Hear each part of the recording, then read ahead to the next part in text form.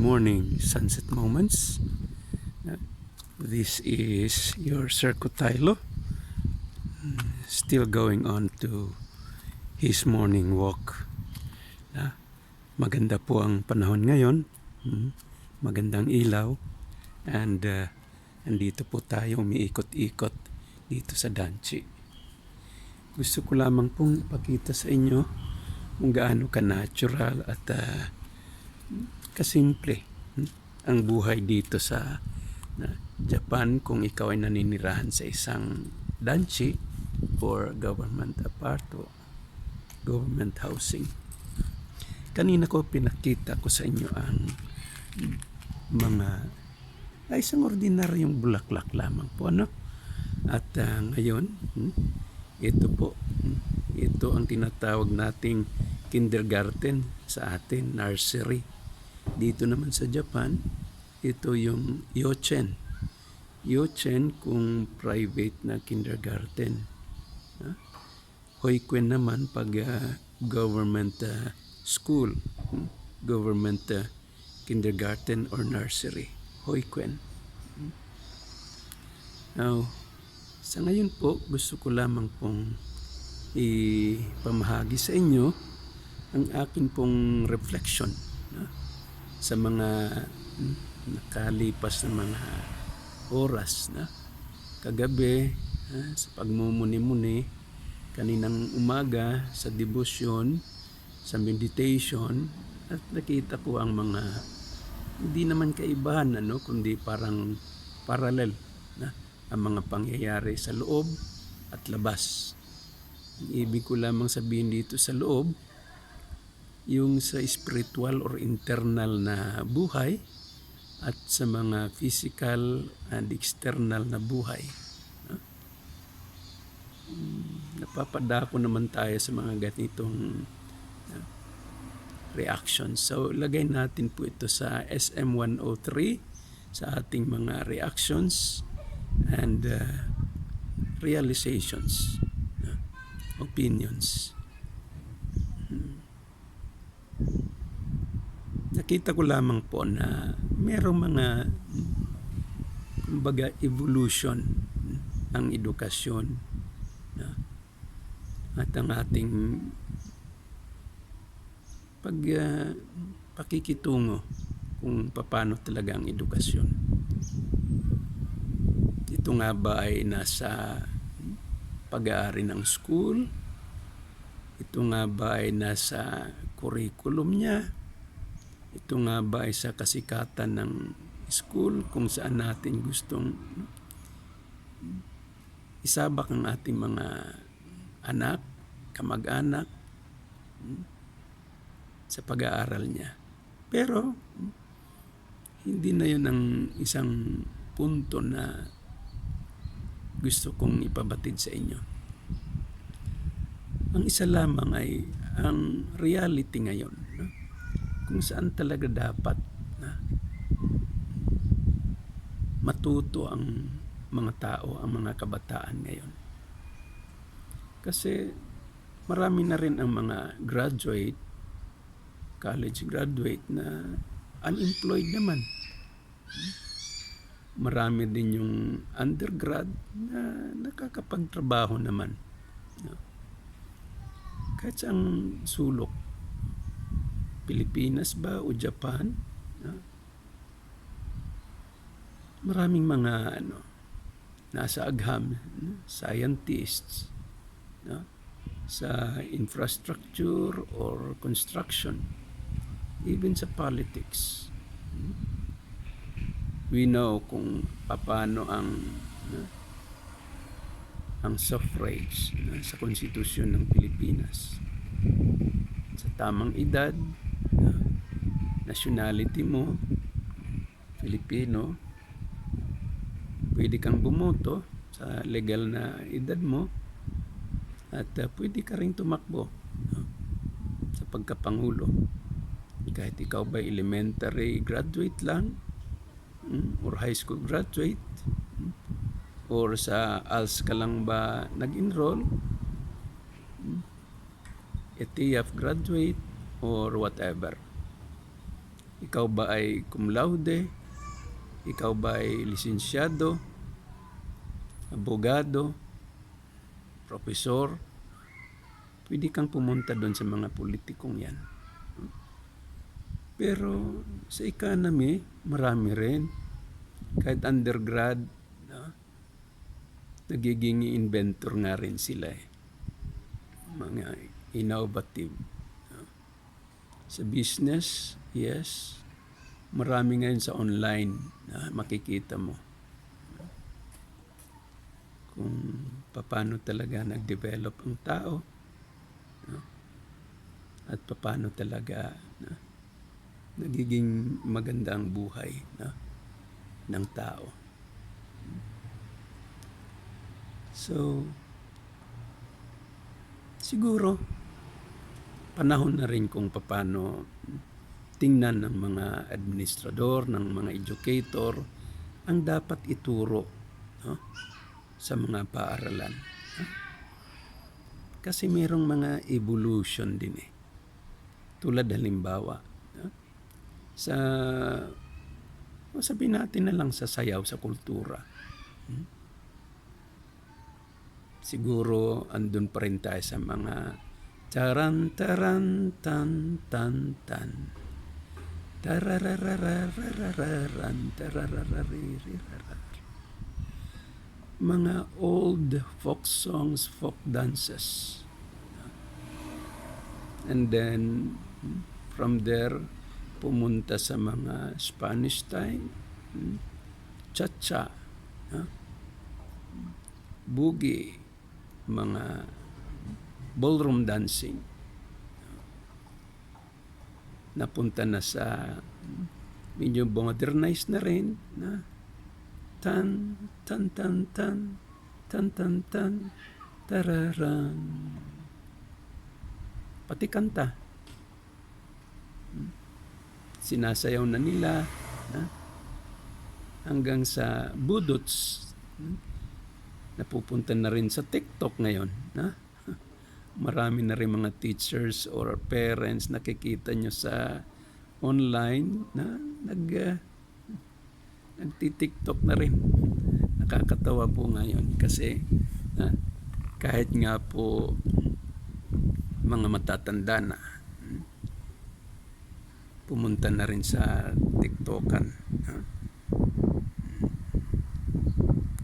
This time, kung susuriin natin, siguro ang physical education dapat mag-evolve na rin. Mula sa mga kuratsa, tinikling, pwede na rin sigurong tingnan natin kung saan mabinta o magagamit ang mga physical education, mga cultural dances natin. Because ang mga pinag-aaralan natin ay talagang pumupunta na rin sa mga komunidad, sa mga lipunan, kung saan nila pinapakita itong mga natutunan nila. Kahit sa mga sayaw-sayaw, makita natin, or sa kanta-kanta, makita naman natin din ang pag-evolve ng mga dating sikat na singers. Pilita Corrales, Nora Honor, hanggang sa pumunta na rin sa Sara Geronimo, mga sikat na singers, hanggang dumating na sa mga America's Got Talent, Pilipinas Got Talent, X Factor. Andun na ang mga sikat na mga singers natin. So aside from the culture, siguro maganda na rin natin tingnan kung ano talaga ang mga bagay-bagay na dapat nating paghandaan. Halimbawa lang sa Pilipinas, ilang beses sa isang taon may mga bagyo, baha, typhoon. Bagyuhin ang ang Pacific Ocean. Bihira naman ang sa South China Sea, habagat, amihan. Pero paano natin hinahanda ang ating mga kabataan dito? May subjects bang disaster and relief? Alam ba nilang paano talaga sagipin ang buhay nila? So, ito rin sana ang siguro dapat nilang mapag-aralan. So, take note mga curriculum developers, ito po ang mga dapat kailangan. Practical na pangangailangan. Marami ring sunog, no? Kalamidad. So, how can they go with this? Hindi lamang sa mga fire prevention, kundi pati na rin talaga sa mga safety measures. Practical na bagay, pero bakit hindi natin gawing formal na subjects sa curriculum? Sa DNR, narinig ko kanina ang report ni Secretary Simato. Yung sa Boracay, sa Manila Baywalk, yung sa mga esteros doon sa Manila, grabe rin palang daming esteros, ano? Pero how to maintain those cleanliness? Hindi ata tayo talaga tinuruan talaga dito. Sanitation, personal hygiene, community cleanliness, community maintenance.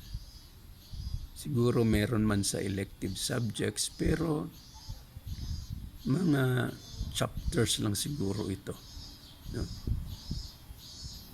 Kahit na sana one semester na maging expert ang mga tao rito sa mga bagay-bagay na ito. Paano maging political official, government official mula sa kagawad? Basta-basta na lamang na mag-apply ng kandidatura bilang kagawad. Ano ba talaga ang kagawad? Ano ba talaga ang trabaho ng kagawad? Tapos hindi nila alam kung ano ang community service. Ang barangay chairman, ano talaga ang work description nito?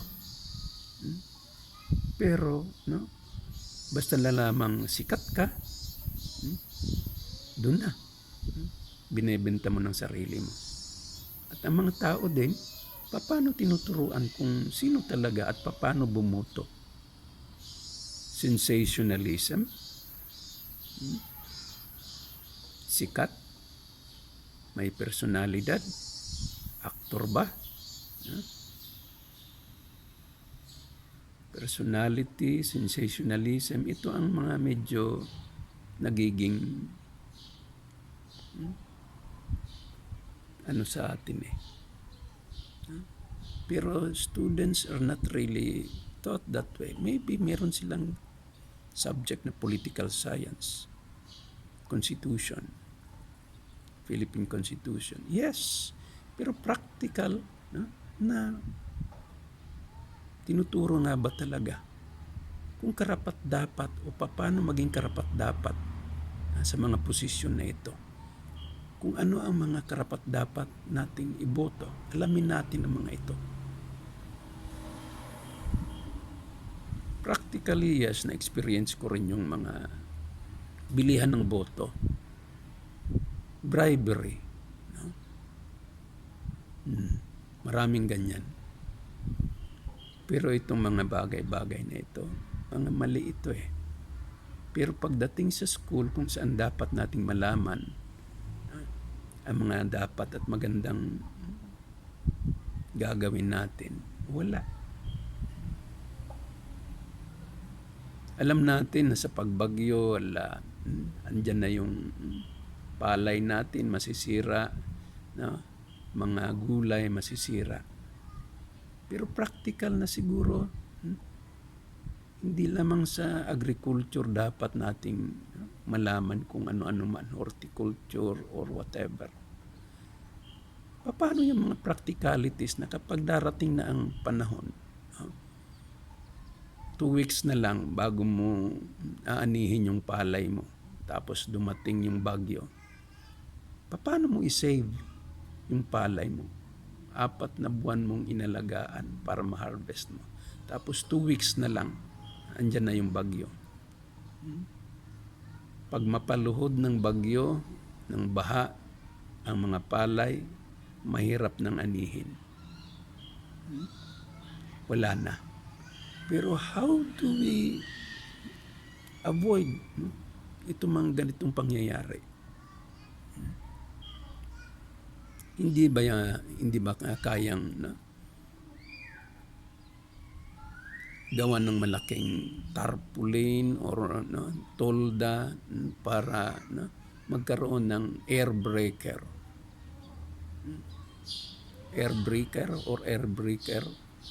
para hindi na tangayin ng hangin ang mga nakatayong palay.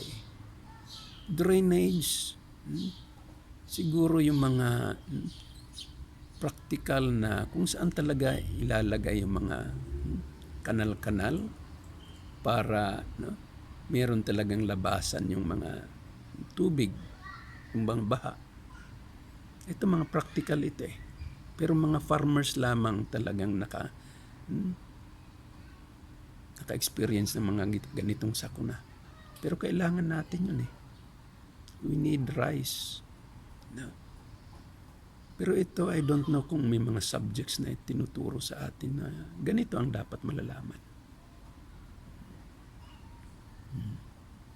Ano pa? Sex education, family planning. Siguro it's time na hindi lamang sa mga informations, knowledge ang ituturo dito sa sexual education. Hindi lamang yung sexual reproductive system. Alam na nila kung ano yung sexual organs nila, physical bodies nila. Pero yung mga libido nila ng mga kabataan, yung mga when and where na ma-experience nila. When and where na ma-experience nila ang mga sexual activities. And kung kailan nararapat ang mga sexual activities na ito. Dati-rate, meron pang pamamanhikan, meron pang mga dowry, ligawan, meron pang magserbisyo ka muna bago ka tanggapin ng mga magulang upang manligaw. So many things. Pero ngayon, andyan na.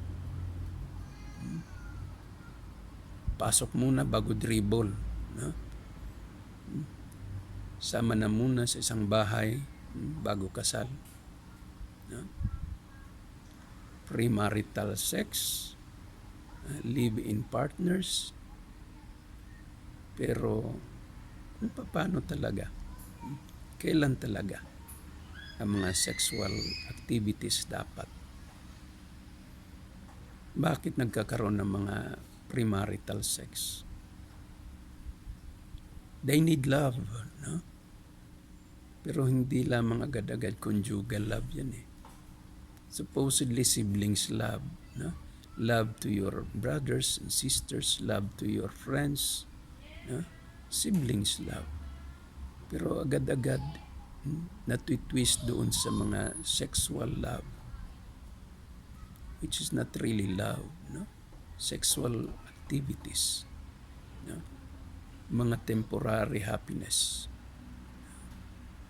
Ito, hindi na ito tinuturo sa family planning or sexual sex education. Wala ito. Yung causes of mga causes ng mga taas ng populasyon, kung paano nagkaroon ng mga sexual immoralities, molestations, bakit tumaas ang rape, no? Rape cases, etc. Dapat ito ang isa sa mga tinutukoy sa edukasyon. Siguro, inaasahan natin na sa simbahan ito, no? Sa mga religious teachings ito. Pero, it's not only that. No? Nag-reflect din ako sa military situations, sa security situations. Maganda rin yung mensahe ng isang pastor kanina na there would be no peace if there is no love, if there is no unity. And it's true. Pag bang-bang versus bang-bang lang, no? Arms versus arms, no? There will be no peace. No? Sa family lamang, magkapatid, sigawan dito, sigawan doon, suntukan dito, suntukan doon. And yung parents sinisigawan na rin. So there is no peace, there is no harmony, there is no unity. Wala nang peace. Hindi na mapayapa. Bakit? Force versus force. Emotion versus emotion. Pero pag nilagay natin sa force versus love, hindi na yung government versus NPA, baril versus baril. Tulad din yan ng pamilya. Pag may mga pailob ba, pailob lang ka, pasensyahan lang nimo, then there is understanding, then there will be silence. Pag idaan mo rin sa martial law, medyo hihinto man yung hidwaan na yan, pero magkakaroon pa rin ng mga samaan ng loob. But if you will offer love, no, na instead na pagalitan mo siya, instead na sigawan mo siya, you will say sorry and offer, no, some kind of, no, gifts, pasalubong, offer your love, then there will be smile between and among. Sa gobyerno ganun din. Kaya binabalangkas ko itong programa ng gobyernong LCAC mula sa mga iba-ibang ahensya, local government units, armed forces, DSWD, Department of Public Works, na binibigyan nila ng mga bagay-bagay na mga pangangailangan ng mga bawat barangay, ang mga masa. Umakyat ang mga kabataan, nakigrupo ang mga indigenous people doon sa mga NPAs. Bakit? Hindi nila natatamasa ang gusto nilang matatamasa. Wala silang kalsada, wala silang paaralan, wala silang kuryente, wala silang tubig. And so, nagkaroon na sila ng mga frustrations, hatred sa government. Kaya umakyat na sila. But this time, LCAC is giving, all that they want. Meron na rin mga barangay na development programs. Aside from yung 4Ps, nauna yung 4Ps ata Pero yung sa LCAC, umaakyat na sila ng bundok And many cadres, many NPAs, yung mga rallyista, sumuko because natunaw sila sa mga love na ino-offer ng gobyerno through these different programs. Kaya love melts hatred. Hindi na siguro dapat nating itulak na ang pag-aralan natin ay tungkol sa mga socio-anthropology, kundi yung mga practicalities ng mga pangangailangan ng society, what they need. Ang mga graduates natin sa eskwelahan naman ang nangangailangan ay ang lipunan naman talaga. So, this is it. Schools must teach what the society needs. Church should teach on how love can really melt people. Pero love is not an easy task. Kung paano mo tutunawin ang tao, hindi lamang sa mga salita ng Diyos, kundi kung paano mo gagawin, ipakita ang salita ng Diyos sa iyong mga halimbawa.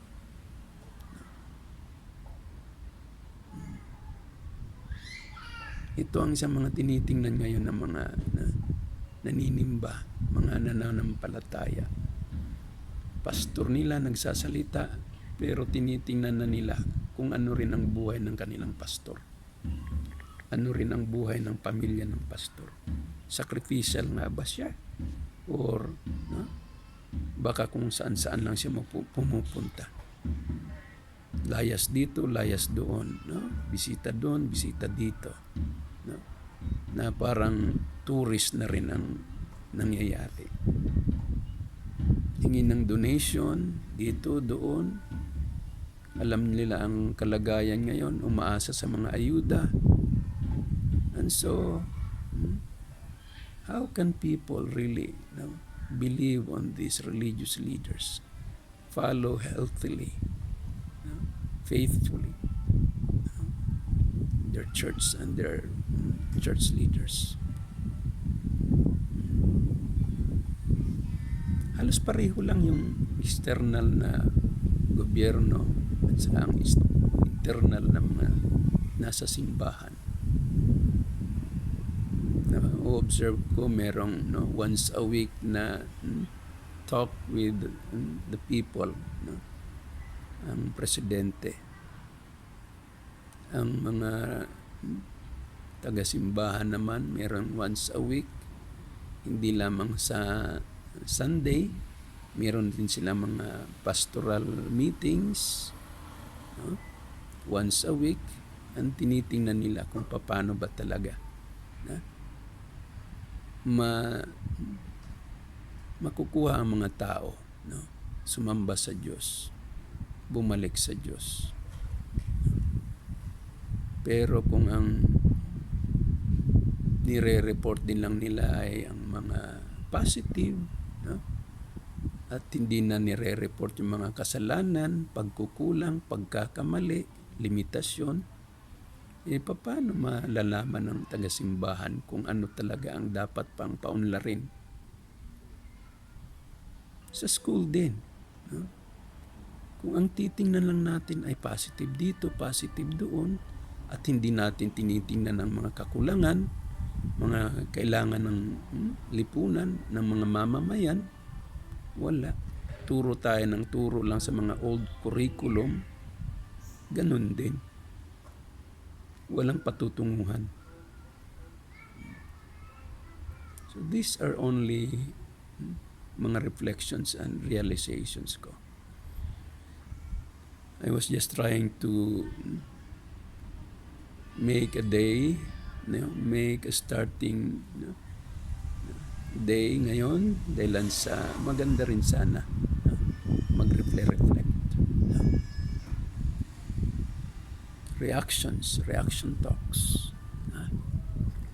Again, tingnan natin itong kindergarten school. Dito nag-umpisa ang mga kabataan, ang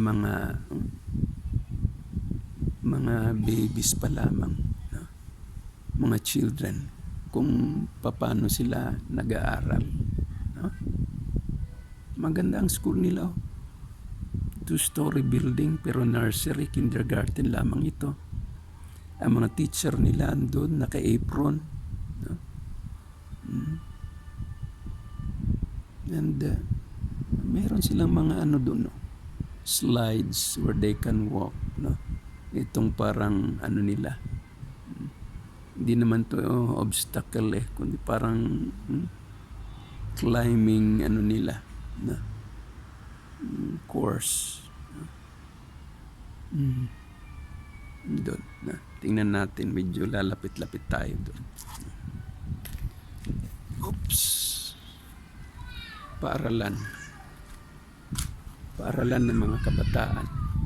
Dapat dito mag-umpisa. Ang mga dapat nating ipaalam, ituro sa mga kabataan. So this is only kindergarten. Pero meron sila ditong mini parang Disneyland na? Parang may narinig akong simbal. Na? Ibig sabihin, parang may mga drums, na? Banda. May turuto to, parang trumpet. But this is a kindergarten school. No? So they have started on that. No? Ang music nila andun. No? Kaya rin naman natin yan Yung mga TNT boys, hindi naman nila pinag-aralan sa schools. Separate nga naman yan sila noon Pero bakit sila naging sikat? Bakit sila, kumbaga, nakamit nila sa kanilang kabataan pa lamang ang mga ganong step ng buhay nila. Landscaping. Dito lang yan, gilid ng nilalakaran ko. Ito ang may bulaklak. Dito, isang punong kahoy. Sakura tree ata ito. Pero sa ilalim niya, ito. Ito maraming ganito sa Pilipinas Kaya lang yung mga may amoy. No? Ito walang amoy. Maganda. Tinatanim talaga rito. So, school, kindergarten school, and then government housing. No? Isang tawiran lang. And andun na yung mga kailangan para sa mga kabataan.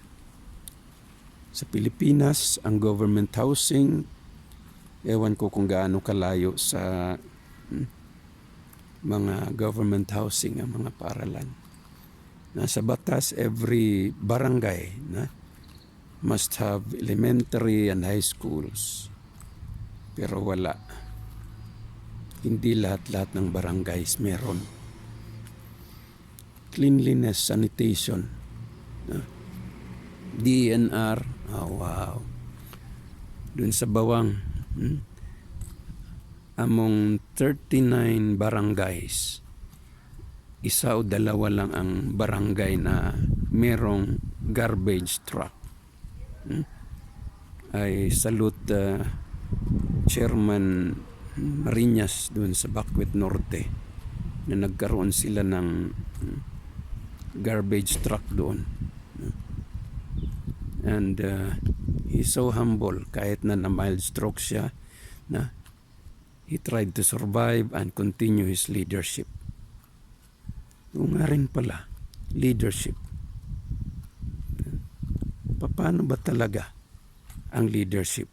Bakit hindi natin ilagay na parang kurso ang leadership, subject ang leadership? Doon lamang ba ito sa extracurricular activities na merong mga student organizations?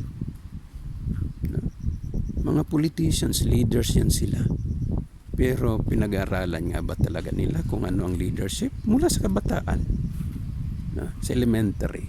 Where is leadership? Dito, parang squad leaders na yung wala pa sa loob ng school squad leaders na yung mga kabataan, nakalinya, and then gather sila, parang squad leader yung isa, and then naka-single single line papuntang eskwelahan. Ayun, sa labas pa lang ng eskwelahan, meron na silang a kind of leadership doon because they are organized by the teachers and the parents. Hindi sila pumupunta ng eskwelahan na isa-isahan lang. Single file yan sila. Para pagdating sa isang tawiran, lahat-lahat sila.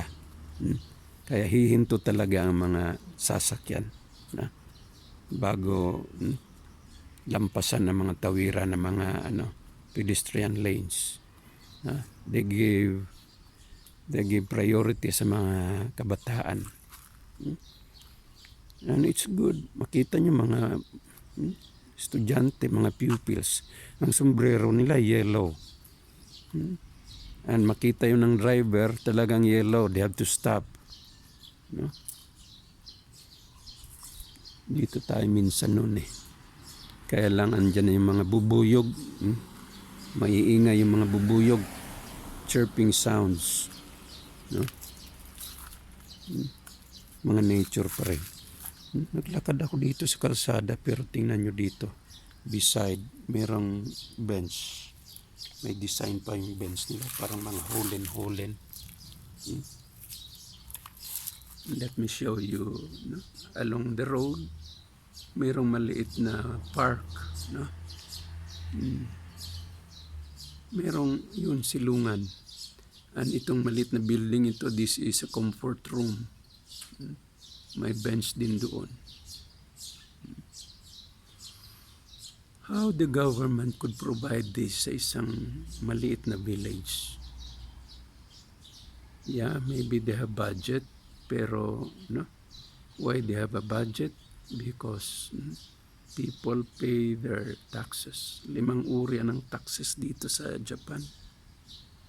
Kasama yung community tax, community services, health tax, parang Medicare, etc.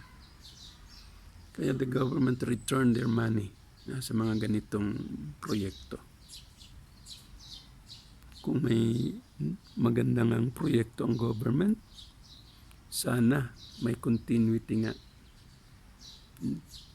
At kung sa loob ng school, meron mang mga itinuturo, sana meron ding progression, meron ding development para there can be curriculum checking, evaluation, and the schools can develop, revised, and refreshed their curriculum. Check their teachers, evaluate their teachers, if they have already their masteral degrees or good seminars, the continuity of their educational learning. Kaya ito rito. Sabi nga daw ni the late Senator Miriam Defensor Santiago, dapat daw yung mga tumatakbo sa gobyerno dapat din college graduate. Pupunta ka sa mga companies, mag-apply ka, kailangan ng mga diploma. Kailangan meron kang college graduate diploma. Pagdating sa gobyerno, kahit hindi ka pag-graduate ng elementary, ng high school, pasok. Grabe ang COMELEC, ang suffrage natin sa Constitution. Parang pabaya. Hindi na tiningnan yung quality of leadership. Maybe, kung ganun talaga, headed, gifted ang mga tao sa leadership, that's good, well and good, pero bihira yung mga ganun. Na-gifted ang isang bata, isang taong mamumuno na walang educational background, walang magandang educational or formal academic background. Bihira lang. Si Jesus wala namang diploma yun Siguro yung mga kardinal, yung mga pare talaga, no? Ilang taon sila sa seminary, no? Pinapalabas pa sila 1 taon, no? Sige, no? Bago kayo uordinahan, pumunta kayo sa labas. Manligaw kayo doon, magkanobya kayo doon, anong gagawin nyo, no? Gawin nyo kung ano ang gusto nyong gawin. And if you survive, if you really, no, evaluate yourself na para ka sa Diyos, okay, come back and let yourself be ordained. Maging pare ka. Sa ibang simbahan, ewan ko kung paano nag-ordain, paano nag-elect ng mga church leaders. Siguro may mga church politics din, no? Favoritism, sensationalism, personalities. Sorry to say, pero posible rin yan. Itong isang church leader na si Pastor Kibuloy, no? Very near siya kay President Duterte, no? And I tried to listen sa mga, no, reports ng mga media stations ni sa SMNI kay Pastor Kibuloy. Maganda mga talakayan niya. Thinking Pinoy, usapang bayan, itanong mo kay Panyero, laban para sa sambayanan, point of order, no? Marami silang mga talks na kung saan, no, tinitingnan nila kung ano ang komunismo, kung ano talaga ang kalaban, kung paano talaga riresolbahin, no, ang mga problema ng bayan. Government buildings as we continue our morning walk. Okay, siguro hanggang dito na lamang tayo. Dito na lamang tayo at medyo mataas na rin natin itong talakayan natin. Maraming salamat po. Ito po si Sir Cotaylo. Time check. 9 o'clock na. Past 9, 9:30 na. Maraming salamat po. Sir Cotaylo sa Sunset Moment 103. Okay? Bye-bye.